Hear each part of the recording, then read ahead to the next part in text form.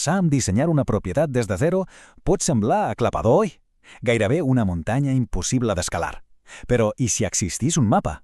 Un camí ben clar que transforma el caos en un pla pràctic. Bé, doncs en els pròxims minuts el que farem és justament això. Desxifrar aquest mapa. Un mètode pas a pas per convertir una visió en realitat.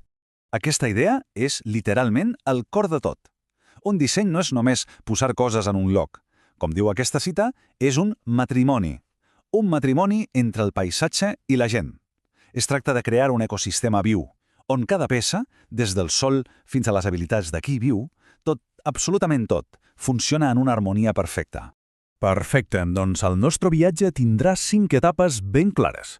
Primer, una unió d'elements. Després, la recopilació d'informació. Continuarem amb la investigació in situ. Veurem com es dissenya a través de l'evolució. I, finalment, la recompensa als 6 anys. Som-hi! Vinga, comencem pel principi. La primera regla d'or és aquesta.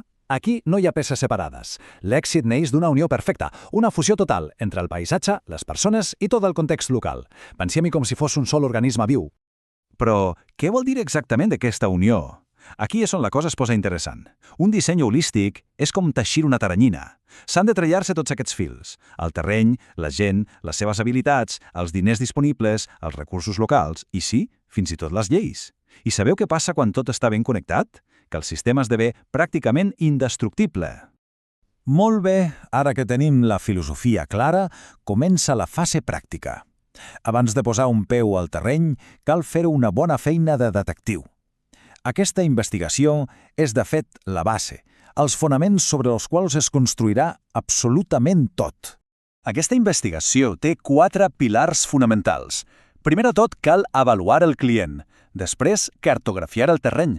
En tercer lloc, una cosa que sovint s'oblida, descobrir la història del lloc. I, finalment, investigar quins recursos locals tenim a l'abast. Aquests són els nostres fonaments d'informació. I ull, l'avaluació del client és absolutament fonamental. El disseny ha de ser pràctic, ha de tocar de peus a terra. De què serveix un pla magnífic, un somni, si la persona no té el temps, els diners o les habilitats per fer-lo realitat i, sobretot, per mantenir-lo? El disseny s'ha d'adaptar com un guant a la seva realitat específica. Per poder llegir el paisatge, necessitem mapes. Són els nostres ulls.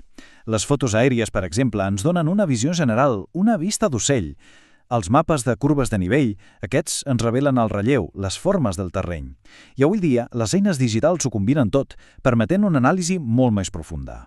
Aquesta pregunta pot semblar simple, però és molt més important del que sembla. Per què el lloc té l'aspecte que té?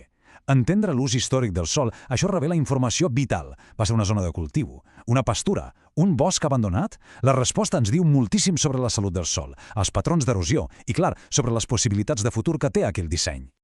Perfecte. Ara sí, amb tota aquesta feina feta, és hora de trepitjar el terreny.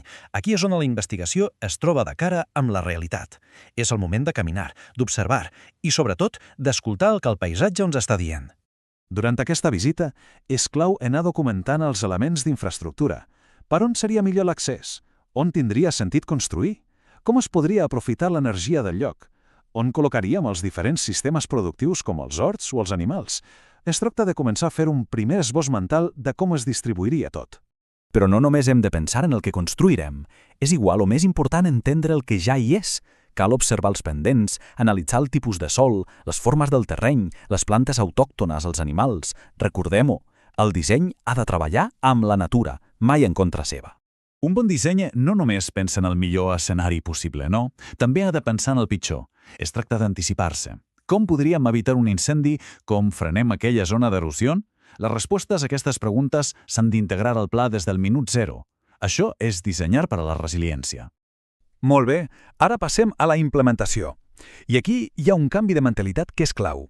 El disseny no és un pla estàtic, una foto fixa que s'executa i ja està. No, és un procés viu, que respira, que canvia, que evoluciona.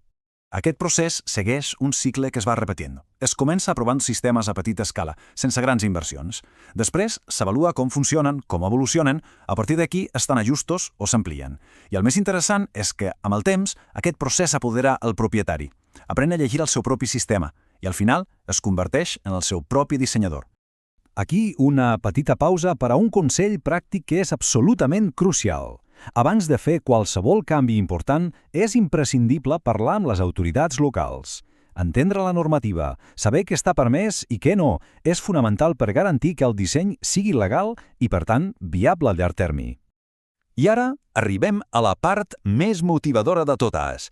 Què passa quan tot aquest procés es fa bé? Doncs anem a veure com es pot transformar una propietat al cap d'uns quants anys. Aquesta línia de temps ho il·lustra perfectament. A l'any 0 tenim el disseny inicial i la implementació. Al cap de només 3 anys, el paisatge ja comença a recuperar-se i comencem a veure els primers rendiments, les primeres collites.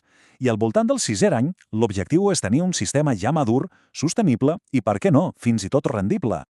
Aquesta és la xifra clau que ens hem de quedar al cap, de 3 a 6 anys. Aquesta és la inversió de temps que cal preveure perquè un disseny passi de ser un simple projecte a ser un sistema madur que funciona gairebé sol. És l'horitzó que ha de guiar cada decisió que prenem. I els beneficis d'un disseny ben executat? Són enormes i van molt més enllà del que sembla. No només pot reduir la necessitat d'ingressos externs, sinó que repara l'ecologia local, recupera sòls degradats, ofereix una forma de vida en sentit, pot generar productes únics i comercialitzables i, finalment, es pot convertir en un actiu per a tota la comunitat, actuant com un recurs educatiu. Per acabar, tornem a la idea del principi amb aquesta pregunta: quin aspecte té un veritable matrimoni entre les persones i el seu paisatge? Reflexionar sobre això ens ajuda a entendre el significat més profund del disseny holístic. Al final, no es tracta només de crear un lloc bonic o productiu, sinó de forjar una relació simbiòtica i duradora amb la terra que ens acull.